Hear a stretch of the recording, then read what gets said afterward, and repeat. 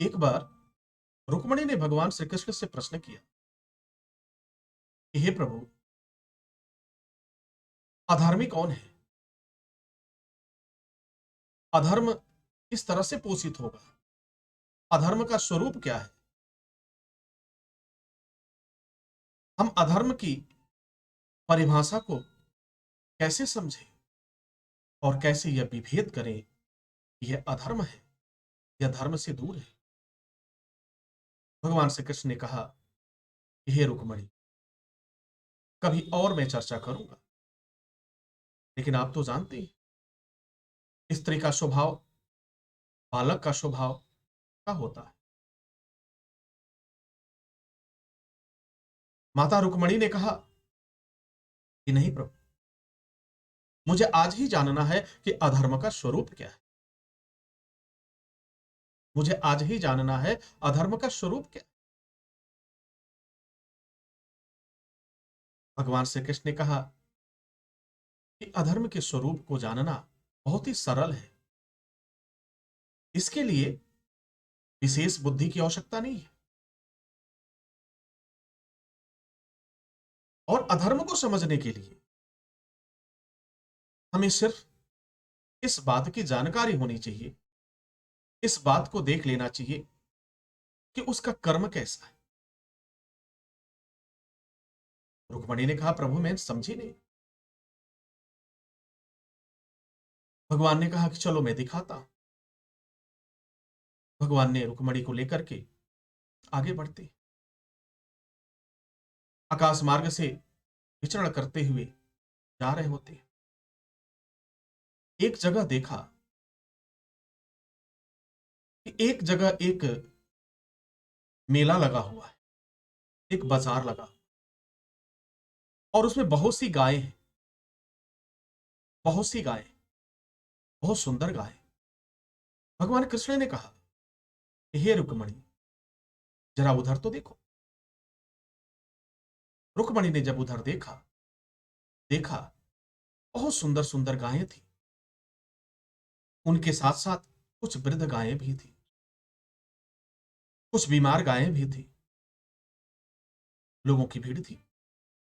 मोल भाव चल रहा था। खरीद फरोख्त का कार्य चल रहा था। मेला था। गायों को बेचा जा रहा था, गायों को खरीदा जा रहा था। माता रुक्मणी ने पूछा, हे प्रभु, आप मुझे ये क्यों दिखा रहे? भगवान ने कहा कि देखो, यहां धर्म भी है और अधर्म भी है, दोनों है। कहा कैसे? कहा हे रुक्मणी, जरा उन गायों को देखो जो रुग्ण है, बीमार है, बूढ़ी हो चुकी है। जरा देखो उनके समक्ष कितने लोग जा रहे हैं। हाँ प्रभु, वहां तो बहुत से लोग जा रहे हैं। बहुत से लोग उन बीमार गायों को, जो जीर्ण शीर्ण गायें हैं, उन्हीं के पास जा रहे हैं। सबसे संख्या तो वही है। उन्होंने कहा, हे रुक्मणी, ये जो वृद्ध गायें हैं, ये जो रुग्ण गायें हैं, जो किसी न किसी बीमारी से ग्रस्त, इनके मालिक ने यह भली भांति जान लिया है, समझ लिया है कि अब ये मेरे किसी काम की नहीं है। अब इनको खिलाना भी नुकसान का कारण है। इन्हें रखना और भी मुश्किल हो रहा है। तो वो क्या करते? तो उन्होंने क्या किया? सोचा कि चलो इसे बेच देते हैं। और हे रुक्मणी, यहां तक तो ठीक है, लेकिन यह बेचने लेगा कौन? जरा तुम विचार करो। इन्हें वो वध के लिए जाया जाएगा, इन्हें समाप्त कर दिया जाएगा। और जो भी ये मोल भाव करते हुए लोगों को देख रही हो, ये साक्षात अधर्म है। और एक ऐसा अधर्म जो गौ वध करता है, इन्हें मार देता है और अपनी स्वार्थ सिद्ध करने के लिए इनके मांस को बेचने का कार्य करता है। माता रुक्मणी ने जब यह बात सुना, उनके मन में काफी पीड़ा हुई। उन्होंने कहा, हे प्रभु, कोई मनुष्य ऐसे कैसे कर सकता है? जिस गाय ने जीवन भर दूध पिलाया, जिस गाय ने तुम्हें पोषित किया, वृद्ध होने पर, बीमार होने पर क्या तुम उसे छोड़ दोगे? क्या तुम उसे कसाई के हाथ में बेच दोगे? माता रुक्मणी बड़ा बेहवल हो जाती और करुण भाव और कहती हैं कि हे प्रभु, मुझे ऐसे लोगों को तो श्राप देने का मन कर रहा है। भगवान ने रोका नहीं, ऐसा अनर्थ मत करना, ये तो समय चक्र है, ये तो समय चक्र है। अब तुम स्वयं विचार करो, यह अधर्म क्या है और धर्म क्या है। माता रुक्मणी ने कहा कि हे प्रभु, मैं समझ गई। आज मेरे मन में विचार ये आ रहा था कि आखिर आप वहां से हमें यहां लेकर क्यों आए? आप ये दिखाना चाहते हैं।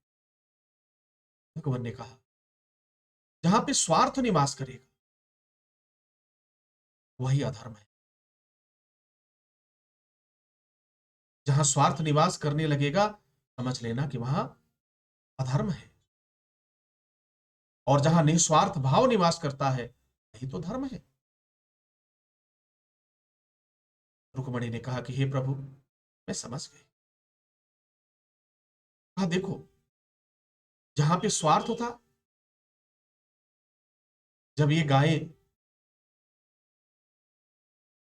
हिष्ट पुष्ट थी, दूध दिया करती थी, इनकी सेवाएं होती थी। लेकिन जब इनसे स्वार्थ सिद्धि नहीं हुआ, तो अधर्म ने कहा, जाते जाते इससे भी कुछ मोल ले ले, इससे भी कुछ कमाई कर ले। और अधर्म ने इन्हें बेचने के लिए विवश कर दिया। और हे रुक्मणी, आज जिस तरह से गायें छोड़ दी जा रही हैं, इन्हें बेच दिया जा रहा है, कल युग में इससे भी बुरा हाल होने वाला है। ये तो गौ हैं, लेकिन वे संतान भी अपनी मां बाप को छोड़ देंगी जब वो देखेंगे कि ये वृद्ध हो गए और इनको किसी रोग ने ग्रसित कर लिया, तो अपने माता पिता को अपने घर से निकाल। कल युग में ऐसा हो। माता रुक्मणी उस समय काफी दुखी हो और दुखी होने के बाद प्रश्न करती है कि हे प्रभु, क्या इसका कोई उपाय नहीं? भगवान श्री कृष्ण ने कहा, इसके लिए मैंने प्रबंध किया है।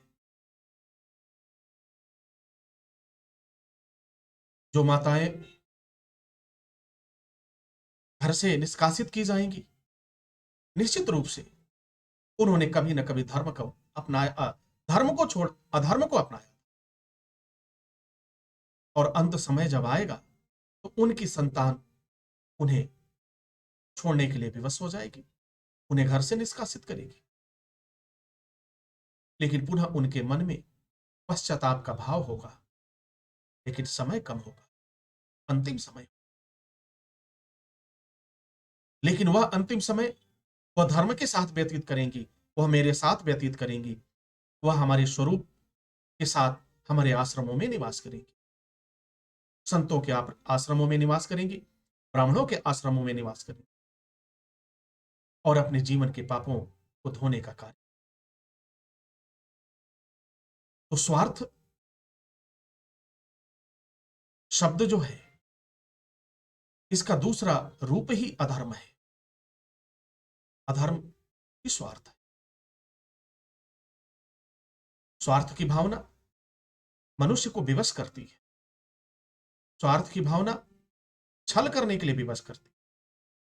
स्वार्थ की भावना धोखा देने के लिए विवश करती है। स्वार्थ की भावना वध करने के लिए विवश करती है। हत्या करने के लिए विवश करती। स्वार्थ है तो अधर्म है। स्वार्थ और अधर्म दोनों एक सिक्के के पहलू हैं। यह स्वार्थ शब्द समाप्त कैसे होगा? तो स्वार्थ शब्द को समाप्त करने का एकमात्र कारण है दान। समस्त प्रकार के दान करने के बाद यह स्वार्थ दूर होता है और फिर दया भाव का उदय होता है। और जब दया भाव आएगा, जब जीवन के में दया भाव का पदार्पण होगा, तो मनुष्य निर्मल हो जाता है, वह धर्मात्मा हो जाता है और वह स्वयं मेरे स्वरूप जैसा। माता रुक्मणी और भगवान श्री कृष्ण का यह संवाद आपको धर्म के मार्ग पर प्रेरित करता है और आपके जीवन के पापों के समूल को नाश करता है, धर्म के मार्ग पर चलने की प्रेरणा देता है। श्रीमद् भागवत कथा का यह अंश आपके जीवन में प्रेम तत्व का उदय कराता है, आपके जीवन में एक नई दिशा, एक नया भाव उत्पन्न कराता है।